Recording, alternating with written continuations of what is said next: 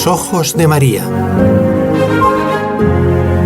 El mundo, la actualidad, las preguntas más profundas sobre Dios y la vida humana en todas sus facetas necesitan ser mirados con los ojos serenos de la Virgen, la Madre de todos los hombres.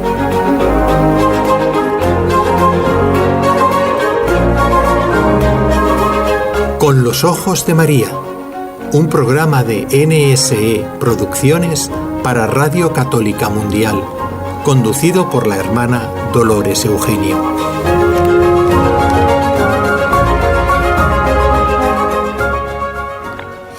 Un cariñoso saludo para todos nuestros oyentes en el día de hoy, que estamos haciendo de nuevo y por la gracia del Señor este programa en directo desde la ciudad de Barcelona, en España, para Radio Católica Mundial. Bueno, y hoy es un día muy especial porque es miércoles, que siempre se celebra o recordamos a nuestro queridísimo San José, y también porque tenemos con nosotros a un invitado que ustedes ya conocen, pero voy a saludar primero a nuestros técnicos aquí en Barcelona, Carlos Quequesana, en conexión con nuestro compañero Douglas, que hoy se encuentra en Birmingham, en Alabama.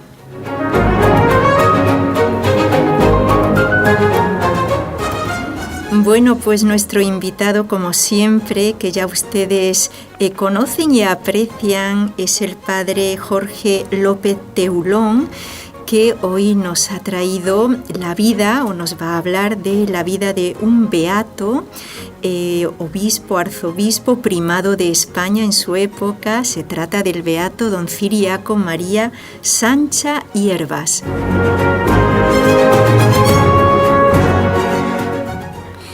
Padre Jorge, muy buenos días. Muy buenos días, ¿qué tal están?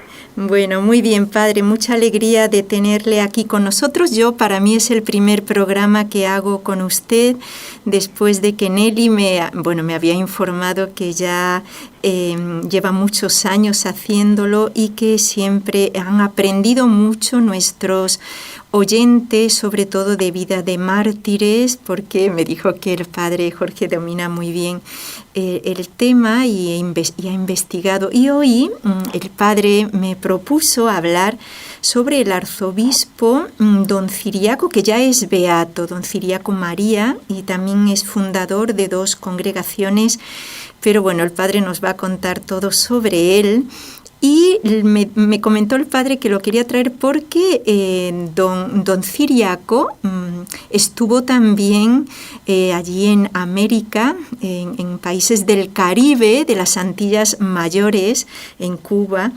Y padre, primero le quería preguntar que un poquito nos aporte algún dato histórico, porque se dan algunos discursos, ¿no?, ideológicos, queriendo hacer ver que ciertos prelados dentro de la Iglesia, pues que, están un poco separados del pueblo, no tienen mucho en cuenta esa problemática, ¿no?, del pueblo, tal vez en la parte obrera, pero creo que con el beato que hoy estamos hablando de él, no pasó así. Padre, si usted nos quiere comentar un poquito, haciéndonos una introducción sobre el beato. Muy bien, pues así es. En primer lugar, efectivamente, situarnos en el tiempo, en la época. Estamos hablando de mitad del siglo XIX, principios del siglo XX. Él nace en el año 1833 y muere en el año 1909. Y sí, podemos empezar por el final. Y no solo que se hable contra los prelados, contra los obispos, sino contra la Iglesia Católica, ¿no? Uno de los argumentos para hablar de la persecución religiosa en la década de los años 30, 1931, cuando comienza la Segunda República, hasta el año 1939, que es asesinado el último obispo, aquí en lo que llamamos la persecución religiosa española, pues es precisamente que algo habríamos hecho, ¿no?, que algo habría hecho la Iglesia Católica para merecerse padecer la más cruel persecución, ¿no? Insistimos siempre en esta idea. El comunismo todavía sigue dando mártires a la Iglesia Católica, ¿no? Entonces hablamos en menos tiempo y en España y en un solo lugar, mientras que eso, por ejemplo, el comunismo todavía sigue extendiendo, como dijo la Virgen en Fátima, ha propagado su mala doctrina por todo el mundo y sigue habiendo más lugares y sigue habiendo mártires del comunismo, por ejemplo. O incluso si hablamos del mismo comunismo, pues hablamos de 1917 hasta 1989, por ejemplo, podríamos hacer ese periodo enorme de décadas, ¿no? Mientras que aquí hablamos de 1931 a 1939, incluso de 1934 a 1939, que se darían las víctimas, ¿de acuerdo? Y uno de los argumentos es ese: la Iglesia se había ido alejando de los pobres desde hacía décadas y por eso es perseguida de esta manera, ¿no? Se va del lado de los ricos, ¿no? Todo como muy simple. Además, hay documentación del Partido Comunista en donde se habla claramente pues de cómo los pobres son nuestros y no puede haber órdenes que se dediquen a atender a los pobres y a los que padecen enfermedades, y la educación es nuestra, tampoco puede haber, ¿no? Y las grandes persecuciones en las órdenes religiosas, por ejemplo, las grandes masacres se dan en ese tipo de órdenes aquí en España: Hermanos de la Salle, Maristas, Hijas de la Caridad, etcétera, ¿no? Y entonces aquí hay un episodio de una semana, se llama la Semana Trágica, en 1909, que es precisamente cuando muere nuestro protagonista, el beato Ciriaco María Sánchez Yervás, ¿no? Y algún dirigente eclesiástico pues se atreve a decir que bien vino esa persecución de 1909, en donde solo se asesina a 3 clérigos. Uno de ellos acaba de ser beatificado ya en este pontificado de León XIV, un hermano marista, pero que la Iglesia se había apartado tanto que al quemarnos iglesias y al quemar, pues que eso vino bien para vivir la pobreza. Son afirmaciones primero ridículas y después que no tienen ningún sentido. ¿Qué es lo que significa el ridículo, ¿no? A la hora de exponer las cosas, pues tiene que ser en base a los datos y a las fechas. Entonces, yo en un artículo que contradecía todo esto, pues utilizaba entre comillas la figura del beato Ciriaco María Sánchez Yervás, porque precisamente él muere en febrero de 1909, el 25 de febrero, hoy, 25 de febrero de 1909, la Semana Trágica tiene lugar en agosto de 1909, a los meses, y el cardenal primado de España muere porque él se dedicaba a ir con su borrico, aparte de todo lo que hace a lo largo de toda su vida, ¿no? Pero él va a coger una gran pulmonía, es invierno, aquí en Toledo, en estas tierras hace muchísimo frío en invierno, entonces nevaba mucho y hacía mucho frío, ¿no? Y él bajaba con su propia cabalgadura, un borriquito que tenía, lo cargaba con mantas, con comida, con medicinas, y él mismo bajaba desde el obispado hasta las afueras de la ciudad para ir a las casas de los pobres y llevarles el mismo, o sea que la caridad la hacía él mismo, ¿no? Por entendernos, ¿no? Y decíamos eso: si el primado de España hacía eso, yo creo que algunos más en la Iglesia Católica en España atenderían a los pobres, ¿no? De hecho, había otro artículo al que hacíamos referencia de más de 20 congregaciones fundadas sobre todo además en la zona de Cataluña, fundadas a finales del siglo XIX, principios del XX, dedicadas exclusivamente a la caridad, a atender prostitutas, a atender a las muchachas que venían de los pueblos para eso, para que no las metieran en prostitución, a gente por caridad, por enfermedades, que había muchas enfermedades, y congregaciones, más que órdenes, congregaciones que se fundan para la atención de la caridad, ¿no? Bueno, sí. Pues lo primero es que como decía bien la hermana al principio, pues abríamos el programa a todo el mundo, ¿no? Porque las hermanas de la caridad del Cardenal Sánchez, que es como se llaman, pues están en Cuba, están en República Dominicana, están en Haití, en Colombia, en Perú, en Venezuela, en Panamá, en Puerto Rico, en Nueva York, en España y en Italia.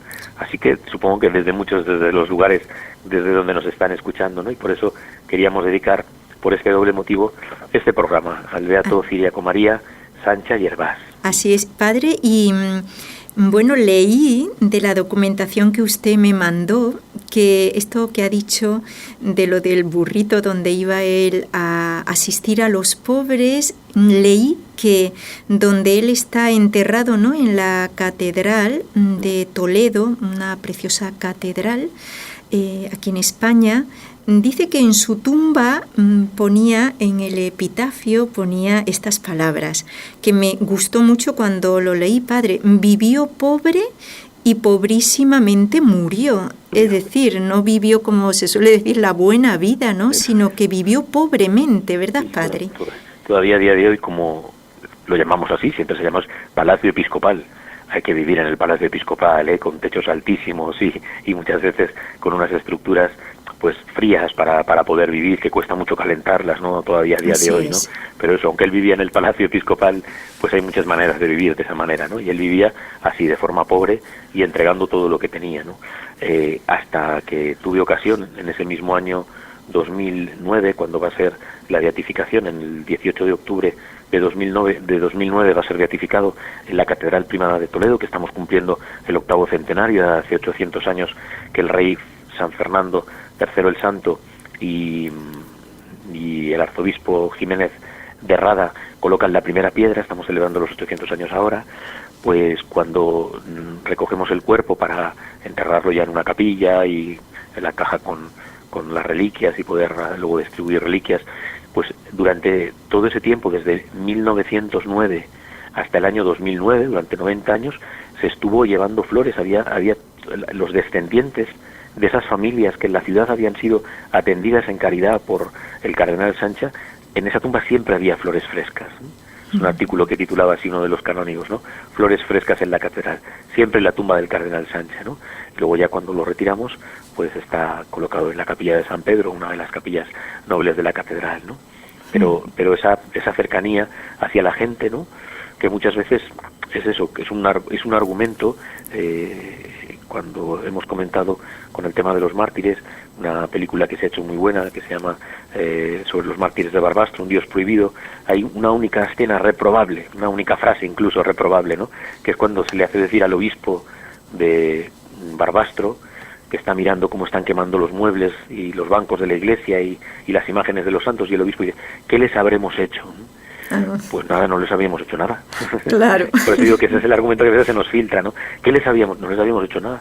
Quiero decir, pues aquí mismo en mi diócesis, pues si había 600 sacerdotes, pues alguno habría que no actuaría correctamente, ¿no? Que sería colérico, que trataría a lo mejor mal a la gente, ¿no? Pero no se puede globalizar, ¿no? Y muchas veces compramos esos argumentos, ¿no? Todos los sacerdotes eran malos. Es mentira. Digo, muchas veces referido a, pues hablemos hoy de los obispos, pero referidos a los sacerdotes, pues yo muchas veces con las causas que llevo de sacerdotes para ser canonizados por martirio, el 90%, y el resto es porque son jóvenes todavía, son vidas que podían ser instruidas como procesos de virtudes. Así y muchas es. veces encontramos testimonios de estos, ¿no? De dejar una moneda debajo de la almohada, de llevar una medicina, de hacer la caridad por medio de otro cuando no la querían recibir, pues llevarlo por otra familia para que la recibieran, comida o lo que fuera, quitándoselo de su comida. O sea que eso es muy repetido, ¿no? Eran momentos de pobreza. La misma familia del cardenal, ¿no? Que muchas veces nuestros mártires procedían de familias de campesinos, pues los padres de don Ciriaco pues eran humildes trabajadores del campo. Él era de un pueblecito de Burgos, de Quintana del Pidio, y tanto Ambrosio como Baltasara, que son sus padres, pues incluso él se va a quedar huérfano a los 10 años de su mamá, pero pues eran familias pobres, venían, y precisamente por eso, que a veces pasa lo contrario, pero cuando se viene de esas situaciones, tienes el corazón como más tocado para ayudar a la gente que lo necesita. Así porque es. tú sabes de dónde vienes y sabes lo que has experimentado, ¿no? Solo el que tiene un corazón pues cerrado, o que le ha podido tanto el dinero o el tener o el poseer, se cierra a ayudar a los demás, pero no suele ser, no suele ser lo normal. Así es, padre, porque claro, si uno lo ha vivido en carne propia, sabe muy bien lo que es esa vida. Y bueno, sin duda, don Ciriaco María, que él se puso luego, creo, el nombre de María, sí, de la documentación que me mandó el padre para este programa, que la leí además, padre, frente al Santísimo, porque digo, bueno, si es beato, que bueno, para mí ya es santo, porque beato es un paso, falta algo, pero por supuesto ya podemos considerarlo santo, aunque la Iglesia no ha dado todavía, pero leyéndolo pues es verdad. Y padre, uno piensa que le quería yo también hacer esta preguntita. Uno piensa que, bueno, no es un simple sacerdote, sino que ya ha subido, bueno, en la jerarquía, es obispo, es primado, y uno piensa que, bueno, que ya van en esa búsqueda de poder, esa ambición. Pero padre, él también ejerció cargos en Cuba y, como digo, fue primado de España.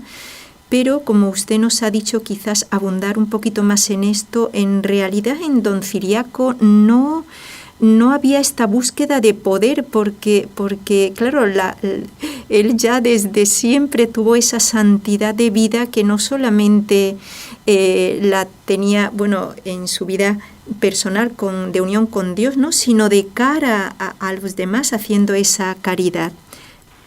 Bueno, pues por eso, a ver, la pregunta es complicada en la respuesta, porque la afirmación es, por eso le beatifican a él y no a los que durante siglos le habían precedido. Exacto. Y estamos hablando de figuras impresionantes, sí, pero que a lo mejor habían batallado por el bien de la Iglesia, y no es que les faltara esta otra aportación, a lo mejor si se abriesen procesos de alguno de ellos también podrían ser beatificados, ¿de acuerdo? Sí. Pero es verdad que es muy llamativo luego el encontrar a alguien tan completo. Sí, sí. Pero eso, me imagino que, como decíamos antes, pues con el clero, pues también en el episcopado, pues también dice San Pablo que no es nada malo desear ser obispo, ¿no? Hoy en día es muy complicado ser obispo, pero bueno, pues a lo mejor alguien tiene en su mente, en su cerebro, pues eso, como una cuota de poder, o el ser reconocido prestigiosamente delante de los... No es lo normal, no es lo normal. Cuando luego conoces a los obispos, pues los pobres bastante tienen con gobernar nuestras diócesis y atender todas las necesidades, ¿no? Y luego eso, pasar muchas penurias. Hoy en día además son blanco de tantas cosas, ¿no? Pero sí que es verdad que, bueno, pues como en todo, supongo que no se puede generalizar, y algún tonto habrá que le gustará por poder o por prestancia, ¿no? Pero desde luego no es el caso del cardenal, del beato Ciriaco. Aquí le llamamos popularmente el beato Sancha, ¿eh? Pues no es la costumbre en la vida de él, que, como digo, pues muchas veces, sabiendo de dónde vienes y viendo las necesidades, porque claro, lo que está apuntando, ¿no?, por ir ya un poco recordando su vida, a veces esto luego de las diócesis es un poco complicado. Él es de un pueblo de Burgos y hay archidiócesis de Burgos, ¿eh? Pero luego al lado de Burgos está la diócesis pequeña de Osma-Soria, que es una de las más antiguas de España, sí. ¿Vale? Y entonces a él le correspondía esa diócesis, de acuerdo a vuestra alusión, porque él se ordenará en la diócesis de Osma-Soria, hoy se llama Osma-Soria, entonces era de Osma nada más, el Burgo de Osma se llama, y entonces un sacerdote, obispo de allí, de estas tierras, de Burgos, le van a nombrar arzobispo de Santiago de Cuba. Y como conoce a Ciriaco, pues desde chaval, casi desde el seminario, después de la ordenación, también le ha conocido trabajando como sacerdote, le pide que vaya con él, ¿de acuerdo? Entonces, de repente nos encontramos con don Ciriaco María en Cuba, por eso, porque va de secretario del arzobispo de Cuba, ¿vale? Y con su propio dinero, con lo poco, porque además eso, que no estamos hablando de cantidades, ¿no?, pero con el dinero que él tuviera, pues ya él empieza a trabajar de forma asistencial en el cuidado de los ancianos desprotegidos y de los niños abandonados. Tiene como este doble carisma, ¿no? Sí. Y enseguida pues va a implicar a unas mujeres con las que va a fundar una de las primeras congregaciones que él funda, que es la congregación, ya lo hemos dicho al principio, Congregación de Hermanas de la Caridad del Cardenal Sancha, que es como se conocen, ¿no? Bueno, primero eran hermanas de los pobres inválidos y de los niños pobres, ¿no? También por hacer alusión a esto, ¿no?, que él como que específicamente pues atendía a la gente inválida, que no se podían valer por sí mismo y que a veces pues pasaban grandes penurias y sobre todo mucha hambre, y los niños pobres, ¿de acuerdo? Sí. Incluso, pues como siempre, no solo porque a veces los hay a los que les gusta este tipo de santos, entre comillas, por su acción caritativo-social, como decimos ahora, ¿eh? Sí. Bueno, pues a la vez él funda una asociación de señoras para la adoración del Santísimo Sacramento, ¿no? Va todo junto. No puede salir la caridad si no es desde el puro amor de Dios, ¿no? Así es. Bueno, padre, vamos a hacer una pausa y luego ya seguimos con esta vida tan interesante del Beato Sancha, porque luego ya entramos un poquito en esto que usted nombraba al principio de la Semana Trágica de Barcelona de 1909. Justo estamos aquí en Barcelona, que por otra parte también ha dado muchos santos esta región de España, Cataluña, muchísimos, padre, y santos fundadores. Ahora leía sobre una muchacha que ha hecho una tesis sobre las pasiones, las pasiones que se representan en Cataluña, que se hacen en Barcelona, en Olesa de Montserrat, en muchos lugares, ¿no? Y se va casi hasta la Edad Media. Uy, sí. Cataluña ha sido católica, apostólica y romana. Así ¿no? es, padre. Y no sabemos en qué momento hemos llegado a esta situación. Pero por ejemplo, Sí. con esta teatralización de la pasión, cuando se pasa al teatro, es una cosa muy curiosa. Ya vamos a cortar, pero solo esto. Sí, padre. Porque cuando se pasa al teatro moderno en todo el mundo, en Cataluña se siguen cuidando las representaciones y no se han perdido. Algunas Qué desde el siglo XII, XIII, XIV, Sí. y no se han perdido, ¿no? Pues eso es impresionante, pero es por la fe recibida por los sacerdotes, por la predicación Así y por la es. vida de las gentes. Es algo impresionante, pero bueno. Así es, padre. Dios sabe más. Bueno, pues vamos a hacer una pausa y ya volvemos con todos nuestros oyentes.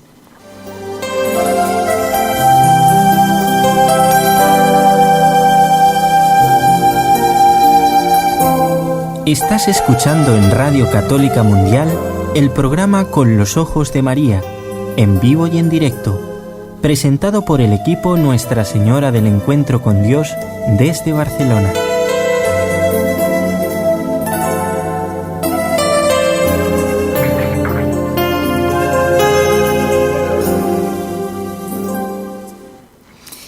Bueno, continuamos en este programa que estamos haciendo en directo desde aquí, desde la ciudad de Barcelona, y bueno, lo estamos haciendo con nuestro invitado que ustedes ya conocen.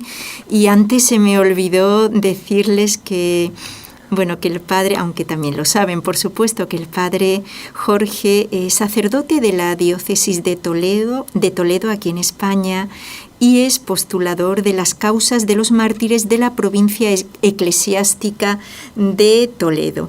Bueno, padre, estamos con la vida del Beato Sancha, también fundador de 2 congregaciones. Estuvo en Cuba, en nuestra querida Cuba, que tiene como patrona Nuestra Señora del Cobre, también mucha religiosidad allí en aquella isla. Y padre, queríamos preguntarle, porque claro, uno puede vivir tranquilo, bien, haciendo obras de caridad, hasta que empieza cierta persecución o también ciertas amenazas, quizás por revoluciones como la anarquista, etcétera, o la comunista.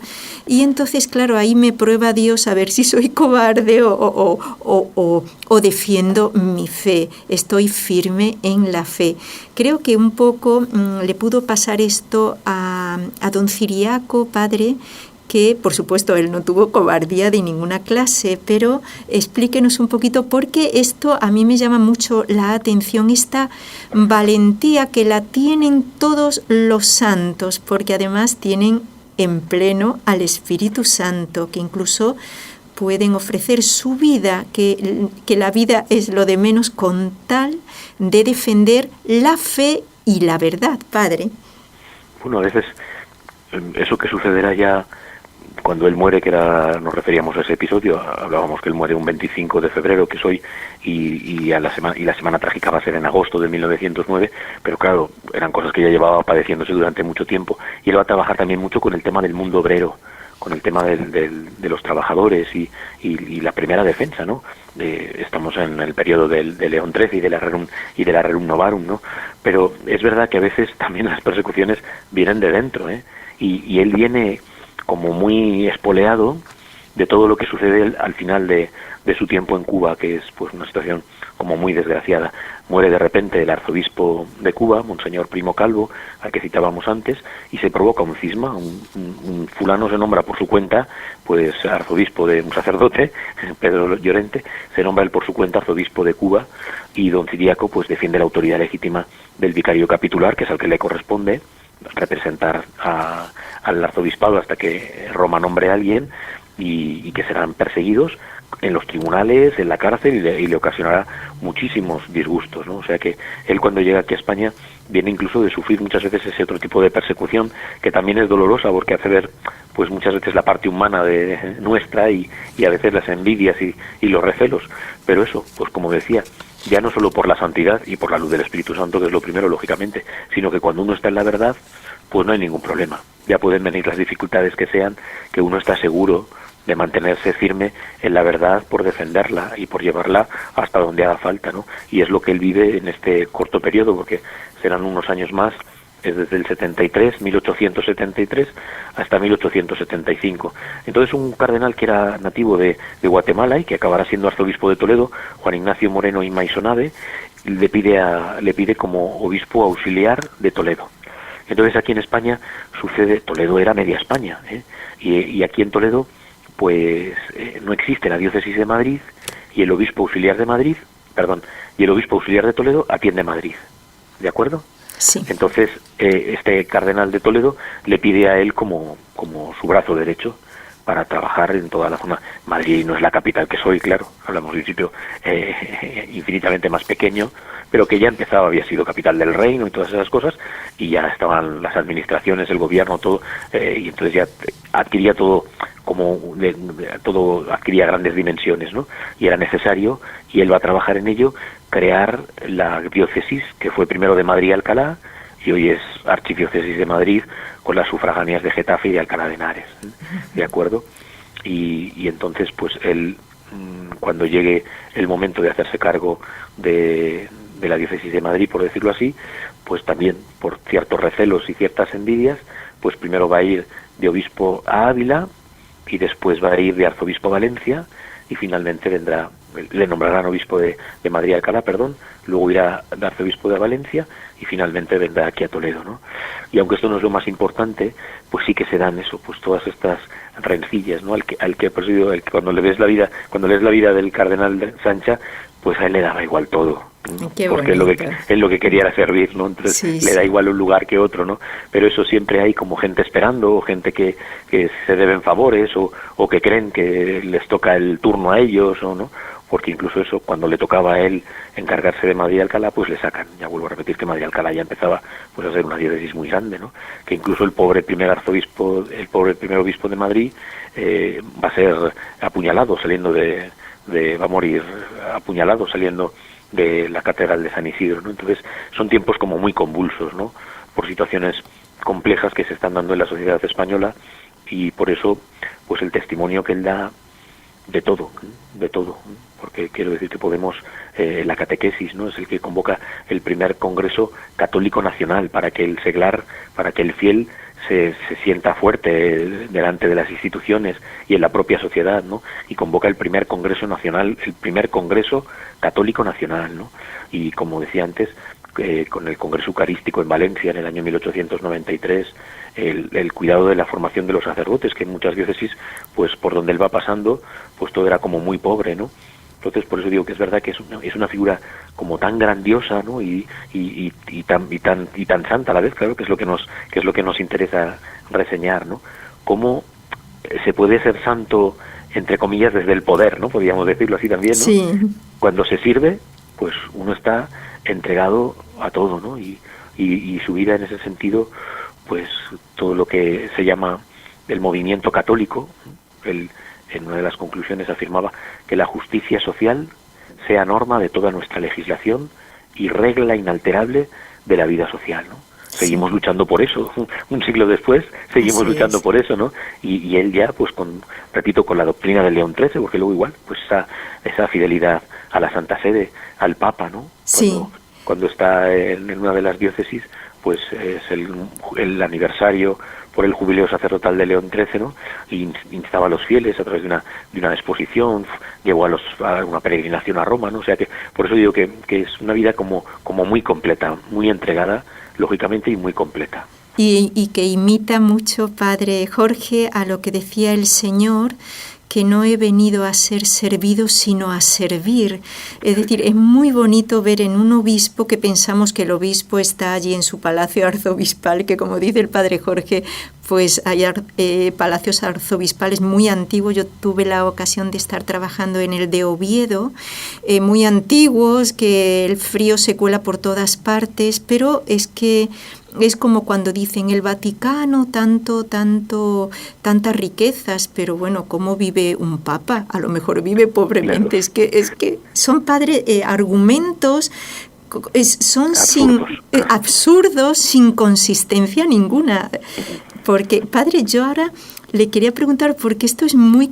yo al leer la documentación que usted me había enviado, leí algo, no sé si lo entendí bien, que tuvo el beato Sancha con otro cardenal que también es beato en Sevilla, que es el cardenal Spínola. Entonces me llamó mucho la atención porque pareciera que hubo una pequeña contienda entre ellos. ¿No es así, padre? Eso es. Sí. Bueno, lo primero que por no dejarlo colgado y por insistir también en esa idea, hemos citado que funda dos congregaciones y es llamativa que una es apostólica, que una es para atender a los pobres y la otra es ni más ni menos que una trapa. El cardenal Sancha funda la primera trapa femenina en España, así es. En una localidad de Ávila que se llamaba Tiñosillos, que ya no existe, ya se tuvieron que marchar por el tema de la desamortización y otras dificultades, pero funda la primera congregación de monjas trapenses en España, ¿no? Un poco pues el ora el labora, ¿no? De siempre, ¿no? Unas monjas que rezan y otras monjas que trabajan en caridad. Bueno, esto de los conflictos entre santos se ha dado. Es que suena un poco raro, padre. Es muy curioso, ¿no? Conservo unas cartas. Aquí ya está beatificado el arcipreste de la ciudad, el beato Saturnino Ortega Montealegre, y yo estoy en el proceso, tengo a dos agustinos de la ciudad de Talavera de la Reina, ¿vale? Pues tengo cartas casi matándose entre ellos por una imagen de Santa Rita. que Santa Rita es de los agustinos, ¿no? Y entonces se ve que en la parroquia había una Santa Rita que la gente la tenía mucha devoción incluso antes de que llegaran ellos, y andaban con esas componendas, ¿no? Y les das cartas otro sacerdote con su coadjutor, que si me está pidiendo más dinero, y luego los matan a los dos, ¿no? Que hay que subirle el sueldo y que no. Entonces habían hecho unos pasquines contra el cardenal Sancha, y parece que ya está. Primero beatificaron a Monseñor Marcelo y Spínola, que también es un obispo de Sevilla, tremendo, una figura también en el tema de pobres, en el tema social, ¿no? Y parece ser como que le hicieron ver con cosas políticas que era verdad lo que era suyo el pasquín, que lo había escrito el cardenal Sancha, y él lo dio como veraz, ¿no? Y ahí tuvieron un poco de conflictos, ¿no? Y hay una fotografía muy bonita que están los dos juntos, casi de la mano, la mano ya reconciliados, ¿no? Pero eso, son situaciones que muchas veces el demonio propaga y que a veces traen malas consecuencias, otras veces se arreglan, ¿no? Pero eso, otra vez más, yendo con la verdad por delante, ¿no? Pero eso, muchas veces hay mucho enemigo vivo alrededor, ¿no? Que busca el mal para la propia Iglesia, ¿no? Y a veces somos tontos también nosotros y nos dejamos convencer. Así es. Esto, padre, ya nos lo ha explicado usted, iba a decir el enfrentamiento, pero no es así, porque donde está la verdad, Dios hace, aunque bien se aprovechan los malos, podríamos decir de alguna manera, en ver a dos quizás santos peleándose para sacar buena tajada de eso y criticar a la Iglesia y a sus prelados. Me hace recordar, padre, a una santa, creo que la habrá oído nombrar, por supuesto, a una santa colombiana, la primera, nacida allí en el departamento de Antioquia, Santa Laura Montoya, que la cruz más grande que tuvo fue la persecución de un obispo, Monseñor Builes, pero padre, es que ese obispo ahora es beato también, y para ella dice ella que fue una cruz porque fue una persecución, pero es que Dios, ella en su humildad decía, es que Dios lo permite todo para bien. Ya lo decía Santa Teresa, la persecución de los buenos, ¿verdad, padre? Que es la más dolorosa.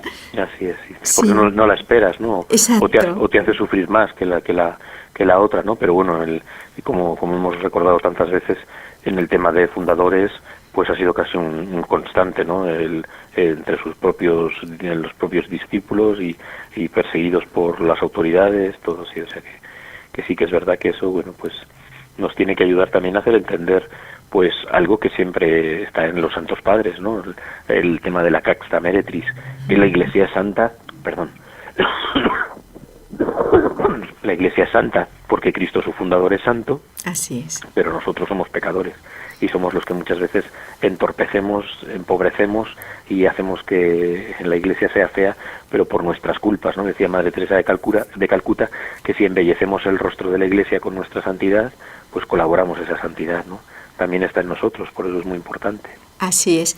Y muchas veces, padre, no nos acordamos que en la Iglesia está formada por santos y pecadores, no solamente santos. Entonces eso también hay que tenerlo en cuenta. Eso bueno, lo deja clarísimo el Señor, que ha venido a buscar a los pecadores. Así es. Bueno, Padre, vamos a hacer una pausa para dar a nuestros oyentes el correo electrónico al que pueden escribir, que todos los días escriben, están muy agradecidos por los programas, así como también siempre estuvieron muy agradecidos por Nelly y me han dicho que siguen rezando por ella y por Raúl, así que me alegro mucho.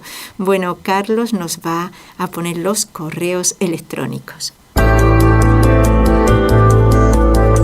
¿Quieres escribirnos ahora mismo?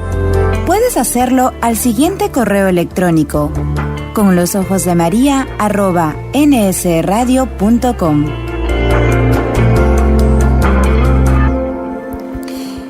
Bueno, estamos aquí con el Padre Jorge en un programa muy bonito porque uno siempre lee vidas de santos de a pie, podríamos decir, pero hoy se trata de un beato, Sancha, que fue primado de España, que no es cualquier cosa, pero digo que no es cualquier... Para los que quieran saber el final de la historia, sí, porque es muy bonito, sí, pues los dos se reencontraron, ¿no? Entonces, cuando ya pasa todo este follón que tuvieron tanto Sancha como Spínola, sí, pues pasaron unos años y las damas catequistas de Dolores Opeña las habían fundado aquí en Toledo, y en el 1903 Sancha acude a Carmona, una localidad sevillana, ¿no? Sí. Porque fundaban casa las damas catequistas y Spínola fue a recibirlo, como Dios manda. Y lo invitó a pasar unos días de descanso en el Palacio Arzobispal de Sevilla, sí, y cuentan que Spínola pues organizó una velada literaria en el Salón de Actos del Seminario en honor del cardenal Sancha, porque Sancha era cardenal y Spínola no lo era, ¿eh? Ya. Y entonces pues se deshizo en encomios por parte de Spínola hacia el cardenal, ¿no? Y le decía, según cuentan las crónicas: ya os habréis convencido, señor cardenal, que ni la diócesis de Sevilla ha podido venir a menos al recibirle a él, sí, ni yo he podido subir más, pues estando con un cardenal, ¿no? Sí. Y Sancha le contestó de forma profética, además: de lo que yo me he convencido, sevillanos, es de que la diócesis de Sevilla está gobernada por un santo. Ay. Y lo tendréis un día en los altares. Mire, y ahora es beato, claro. Sí, mire qué bonito. Es verdad que fue beatificado primero Spínola en el 1987 y después ha sido beatificado Sancha en el 2019, o sea que le ha dejado ir por delante también en eso. Sí, qué bonito. Esto, Padre, qué bonito este perdón tan sincero que yo, a mi parecer, solo se da entre santos, porque quizá nosotros perdonamos pero luego no olvidamos, y si te he visto no me acuerdo porque, claro. Pero en el corazón de un santo, por esa bienaventuranza, bienaventurados los limpios de corazón, porque ellos verán a Dios en cualquier circunstancia de la vida, no esperan a morir para verlo, sino que ya aquí por su limpieza de corazón ven a Dios en todo, y seguro que ellos, estos dos beatos, verían a Dios, el alter Christus, en cada uno de ellos. Bueno, Padre, qué interesante y qué bonito el programa. Me hace recordar mucho, Padre, a San Manuel González, el obispo del Sagrario abandonado, que también sufrió tanto, pero también tan caritativo con el pueblo, y que fundó también, pero otro día podemos hablar del Padre. Quería preguntarle ahora si es verdad que el clero español, que se decía mucho, que no tenía interés por los obreros, por los pobres, estamos hablando del clero. Padre, ¿qué opina usted? O no una opinión, sino la realidad. Sí, o sea, es verdad que el documento, vuelvo a repetir, de León XIII, Rerum Novarum, fue como una revolución para toda la Iglesia, y al revés, vuelvo a repetir, igual que antes había una expresión aquí muy fea, que era curas de misa y olla, sí, que eran sacerdotes pues que apenas tenían formación y que pues sabían celebrar y poco más, ¿no? Bueno, pues alguno lo sabría. De hecho, aquí todavía después de guerra se hablaba de, como hubo tanta escasez de sacerdotes, de curas de carrera corta, que a lo mejor eran más torpes para estudiar y les aliviaban con algunas asignaturas para pues que los poderles ordenar cuanto antes y que se pudiesen celebrar misa en las parroquias, ¿vale? No se puede generalizar. Y sin embargo, he encontrado en muchos de estos sacerdotes, y estamos hablando de los años 20 y 30, metidos en los temas de los obreros, haciendo reuniones con ellos, incluso estableciendo pues asociaciones católicas, y hay muchas por muchos lugares de toda España, ¿eh? Uh-huh. Y era porque habían recibido ya pues toda esta riqueza, aunque vale, podemos decir que a lo mejor no de forma generalizada, o ya es muy raro encontrarte a nadie en contra, ¿vale? Pero sí que desde la Rerum Novarum y figuras tanto como Sancha, como Spínola, como otros varios obispos y arzobispos que hubo en España que trabajaron este tema, fue que fueron consiguiendo que calara en el sacerdocio esta necesidad de atender. Y entonces, pues repito, pues con artículos en los periódicos, en defensa, un poco en ese sentido también del que hablaba yo antes, ¿no? Los obreros, los trabajadores son de comisiones obreras, son de lo que ya existía, de la UGT, son de la izquierda, ¿no? Eso sí. ¿Dónde está dicho, ¿no? Uh-huh. Y al revés, incluso con las cajas de ahorros, por ejemplo. Aquí en España es muy famoso el club de baloncesto de Zaragoza, que se llama CAI, Caja de Ahorros de la Inmaculada. ¡Ay, qué y bonito! Está hecho por el arzobispo de Zaragoza, como cajas de ahorro, pues pelando por los trabajadores y por la gente del campo, para favorecerles, para que no hubiera usureros, entonces todo ese movimiento es real.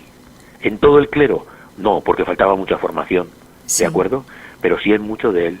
Y hay varios abanderados, pero figuras señeras, y con nombres y apellidos. Y en nuestra diócesis, pues te puedo hablar de 10 o 12. Y me imagino que en el resto, pues igual, ¿no? Que trabajaron haciendo las asociaciones, como digo, de obreros y tantas cosas que les beneficiaron, entendiendo la necesidad que tenían.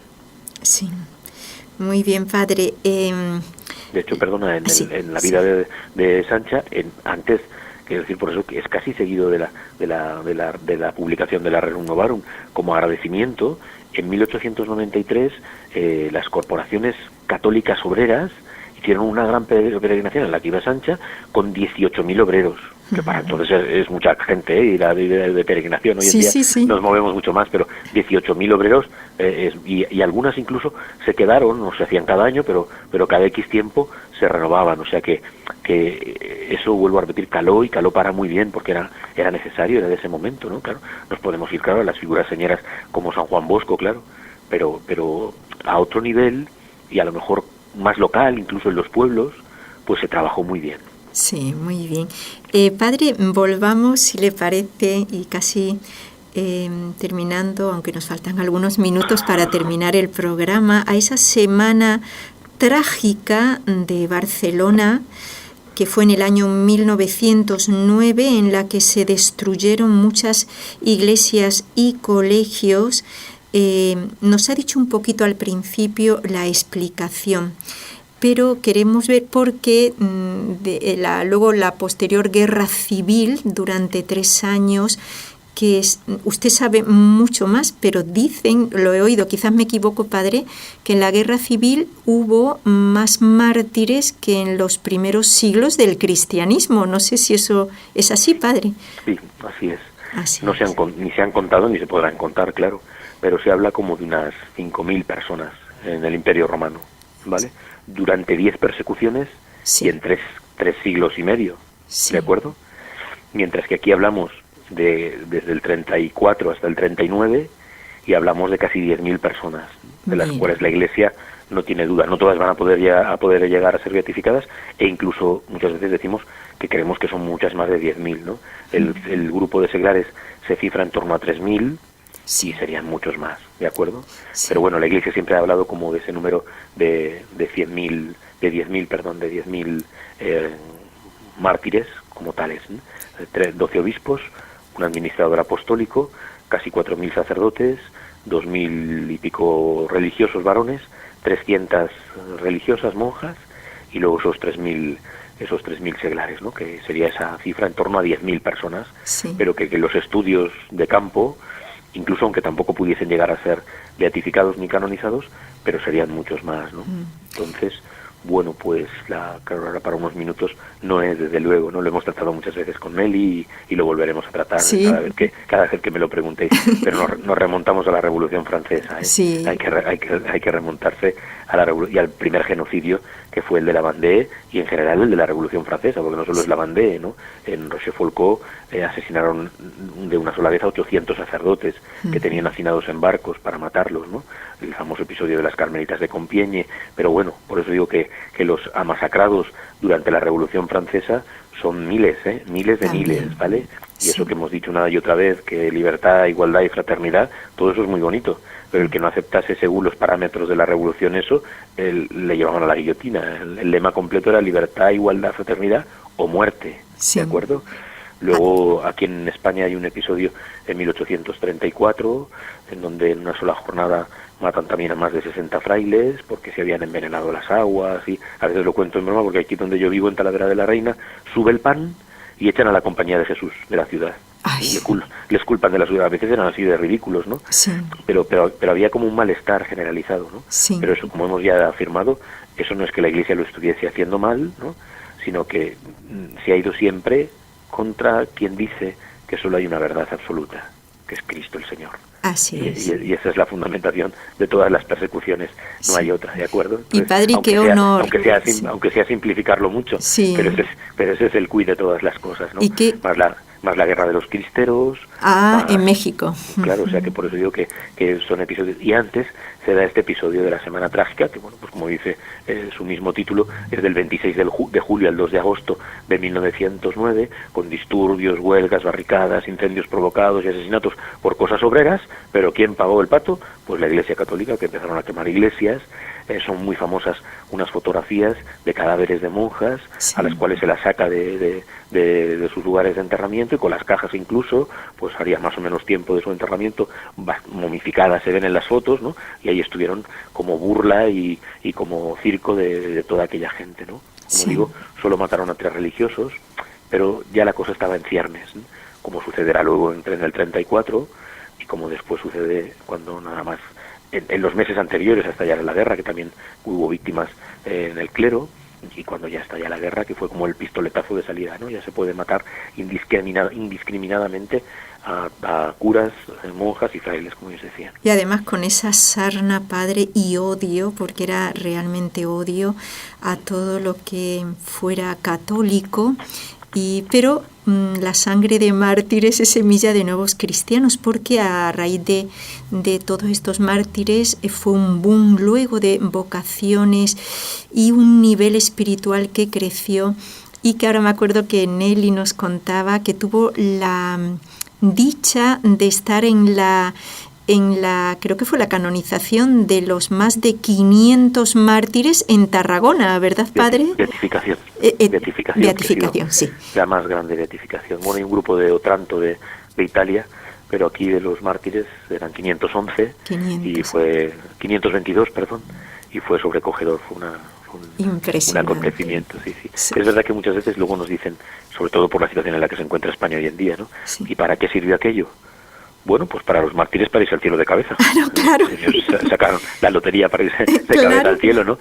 Y para nosotros, para seguir alentándonos seguir exhortándonos desde el cielo sobre los trabajos que nosotros tenemos que hacer, así, ¿no? Que precisamente así es, sin una persecución de sangre, aunque sea de otro tipo, pero sin una que es muy claro dejarlo, ¿eh? Que los mártires son los que están ahora en la cárcel mientras nosotros estamos hablando, los que están siendo asesinados por ir a misa el domingo, y los que están en otros países, esos son los mártires. Pero es verdad que nosotros vivimos muchas dificultades y ellos desde el cielo nos están como sacando los colores, ¿no? Sí, cuando nos mataron pudimos entregarla, como no lo vais a poder hacer vosotros, ¿no? Así es, sí. Entonces, y quizás ahora, padre, sería muy fácil ahora que a uno lo mataran por la calle, no sé, quizás llevando un rosario en la mano, que pase algo, porque claro, ahora estamos tan perseguidos todo lo que es católico, y ahora se podría dar muy buen testimonio de que soy católico, de que no me avergüenzo de quizás ir con mis insignias, quizás por ejemplo sacerdotales, así por la calle, porque a alguno tiene que haber quizás que le dé vergüenza, pero es que precisamente hay que dar testimonio también de nuestra fe.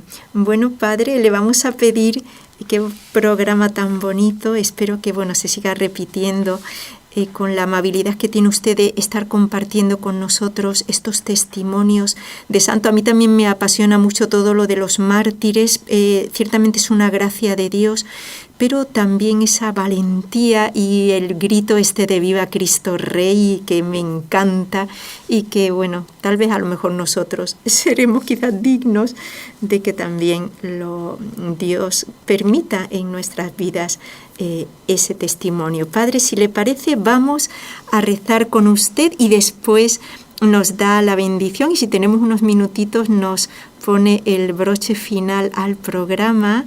Vamos a rezar las 3 Ave Marías como solemos hacer. María, Madre mía, por el poder que te concedió el Padre, líbranos de caer en pecado. Dios te salve María, llena eres de gracia, el Señor es contigo. Bendita tú eres entre todas las mujeres y bendito es el fruto de tu vientre, Jesús.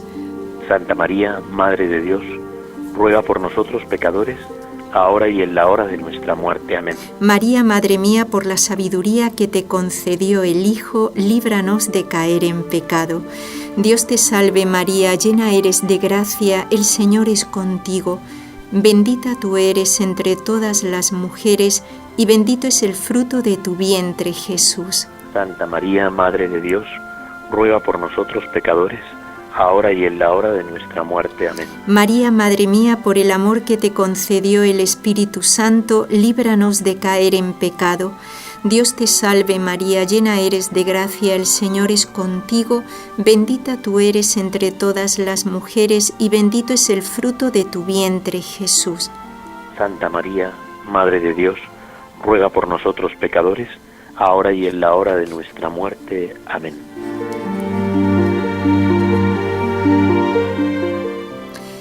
Bueno, Padre Jorge, díganos algo, algún consejo, teniendo en cuenta la vida del Beato Sancha, antes de pedirle, por supuesto, su bendición. Bueno, lo primero, encomendarnos a los santos, que muchas veces eso leemos con avidez, leemos las vidas de los santos y nos gustan, lógicamente nos agradan las cosas que leemos, ¿no? Pero que luego junto a esa imitación, pues saber que están en el cielo, ¿no? Hacernos amigos de los santos que están en el cielo y encomendarles a él nuestras cosas y tenerles en nuestras conversaciones y pedirles por nuestras necesidades. Entonces eso, cuantos más santos conocemos, mejor, porque así podemos usarlos, entre comillas, para nuestras necesidades, ¿no? Y entablar esa otra amistad que se da entre la Iglesia que peregrina, que somos nosotros, y la Iglesia celeste, que está en la contemplación de la Santísima Trinidad y de María Santísima.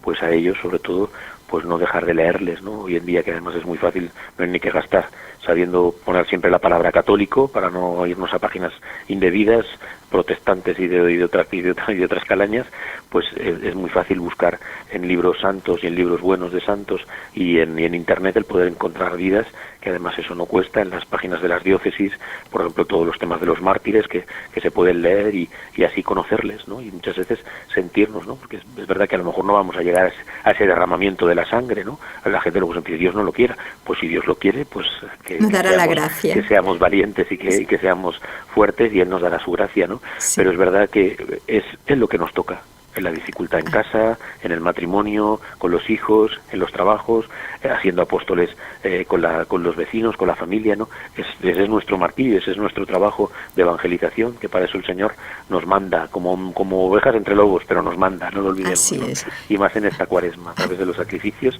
y de las penitencias pertinentes. Así es. Ahora sí, Padre, le pedimos por favor su bendición, que nos queda creo que menos de un minuto. Pues el Señor esté con vosotros. Y con tu espíritu. Y la bendición de Dios Todopoderoso, Padre, Hijo y Espíritu Santo, descienda sobre vosotros y os acompañe siempre. Amén. Amén. Bueno, pues ha sido un placer y hasta el próximo día, si Dios quiere. Gracias, Padre, este programa tan bonito, bonito como el todo cuando hablamos de los santos, sea obispo, sea seglar, es que los santos son los que han amado a Dios, como dice el primer mandamiento, amar a Dios sobre todas las cosas, lo primero, que decía el Padre también, primero la adoración a Dios, nuestro principal apostolado tiene que ser adorar a Dios, y luego volcar ese amor a Dios al prójimo. Y esto fue lo que hizo precisamente el beato Sancha, del cual el Padre Jorge nos ha hablado hoy. Hasta el próximo día, si Dios quiere.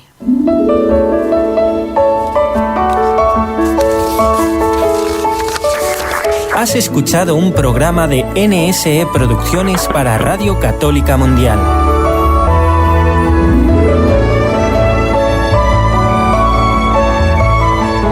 ¿Quieres conocernos? Escríbenos al correo electrónico conlosojosdemaria@nsradio.com. Envíanos tus sugerencias o comentarios conlosojosdemaria@nsradio.com.